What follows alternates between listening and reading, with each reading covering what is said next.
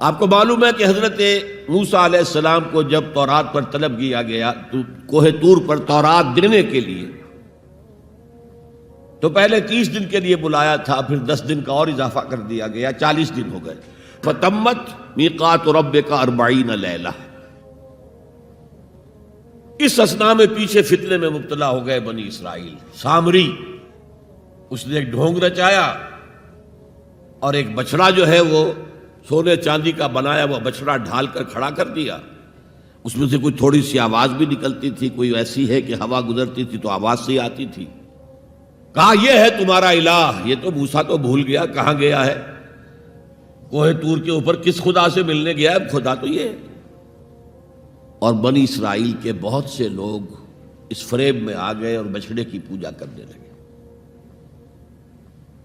اب جب حضرت موسیٰ آئے، اور آپ کو معلوم ہے حضرت موسیٰ کا مزاج جلالی تھا، وہ پتھر کی تختیاں لے کر آئے تھے کہ جن پر کوہ طور پر اللہ تعالیٰ نے اپنے احکام 10 جو ہیں، 10 کمانڈمنٹس مشہور، وہ کندہ کر کے آپ کو دیے تھے، وہ ہاتھ میں لے کر آئے۔ یہاں معلوم ہوا یہ صورت پیش آ گئی ہے۔ فَأَلْقَى الْأَلْوَاحَ، تو وہ تختیاں تو آپ نے زمین پہ ڈالی، اور پھر جو احتساب کیا ہے، پہلے تو اپنے بھائی حضرت ہارون کا، ان کی داڑھی کے بال پکڑے، ان کے سر کے بال پکڑے اور کھینچا اپنی طرف۔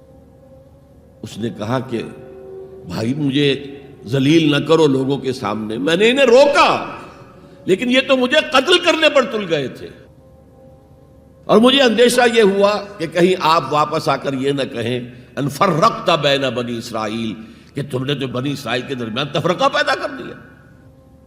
تو میں نے کہا آپ ہی واپس آ کر نپٹے۔ اب پہلی بات نوٹ کیجئے، تاریخ انسانی کا یہ عظیم واقعہ ہے، کئی ہزار یہودی اپنے اپنے قبیلے کے لوگوں کے ہاتھوں ذبح کیے گئے اس پر۔ اللہ تعالیٰ نے حکم دیا اور حضرت موسیٰ نے وہ حکم دیا، اللہ کا حکم موسیٰ نے پہنچایا کہ 12 قبیلے ہیں نا، ہر قبیلے کے جن لوگوں نے یہ حرکت کی ہے ان کو اسی قبیلے کے لوگ اپنے ہاتھ سے ذبح کریں۔ اب یہ بہت بڑی توبہ تھی، بہت بڑی توبہ تھی، بہت بڑی توبہ تھی، اپنے قبیلے کے لوگوں کو قتل کر دینا۔ پھر وہ 70 نمائندے لے کر تمام جو بڑے لوگ تھے کوہ طور پر حاضر ہوئے، اجتماعی طور پر اللہ سے عفو و درگزر کی درخواست بھی کرنے کے لیے۔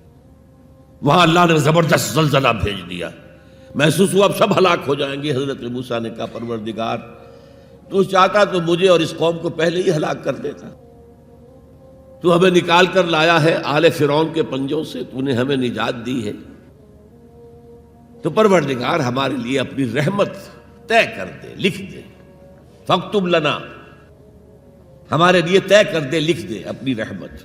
اس پر فرمایا اللہ نے، دیکھو موسیٰ میری ایک رحمت تو عام ہے، وسعت کل شیء، رحمتی وسعت کل شیء، ہر شے کے ساتھ ہے، اور ایک میری خاص رحمت ہے، وہ میں لکھ دوں گا، طے کر کے رکھ دوں گا، للذین یتبعون الرسول النبی الامی، ان لوگوں کے لیے جو میرے رسول نبی امی پر ایمان لائیں گے اور ان کا اتباع کریں گے۔ یہاں بھی لفظ اتباع آیا، اور اس میں پھر حضور صلی اللہ علیہ وسلم کی کچھ شان بیان ہوئی ہے، بات لمبی ہو جائے گی، اور پھر فرمایا یہ گویا کہ اتباع کی تفسیر آ رہی ہے۔ اتباع کا مطلب کیا ہے؟